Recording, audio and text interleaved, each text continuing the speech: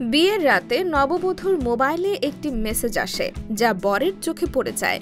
এরপর থেকেই দুই পরিবারের মধ্যে তুমুল বচসা শুরু হয় এবং শেষ পর্যন্ত বিষয়টি গড়ায় থানায়। কিন্তু পুলিশও বিবাদ মেটাতে ব্যর্থ হয়। ঘটনাটি ঘটেছে ভারতের পশ্চিমবঙ্গের মুর্শিদাবাদের বড়ইয়া থানা এলাকায়। ভারতীয় সংবাদ মাধ্যম নিউজ 18 জানিয়েছে, বৃহস্পতিবার রাতে বড়ইয়া থানা এলাকায় একটি গ্রামে বিয়ে হয়। বর বীরভূমের বাসিন্দা এবং ভারতীয় সেনাবাহিনীতে কর্মরত। বিয়ের অনুষ্ঠান শেষে শুক্রবার ভোরে বর কিছুক্ষণ বাইরে যান। ফিরে এসে দেখেন নববধূ ফোনে ব্যস্ত। তখনই বরের নজরে আসে একটি মেসেজ, যেখানে লেখা ছিল, তুমি এখনো চলে এসো, আমি ঘর করতে রাজি আছি। এতেই বরের সন্দেহ হয় এবং তিনি ক্ষিপ্ত হয়ে নববধূর ওপর রাগারাগি করেন। পরে বরের পরিবার মেয়ের পরিবারকে দোষারোপ করে। পরিস্থিতি এমন হয় যে বর সরাসরি থানায় যান। দুই পরিবারের সদস্যরাও থানায় হাজির হন।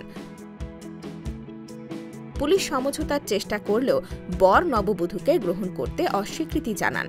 নববধূও বলেন, তিনি এমন স্বামীর সঙ্গে সংসার করবেন না, যিনি একটি মেসেজের জন্য এত বড় সিদ্ধান্ত নেন। পাত্রপক্ষের দাবি, কনের পরিবার বিয়ের আগে অনেক কিছু গোপন করেছে। এ নিয়ে শুক্রবার সারাদিন ধরে টানাপোড়েন চলতে থাকে।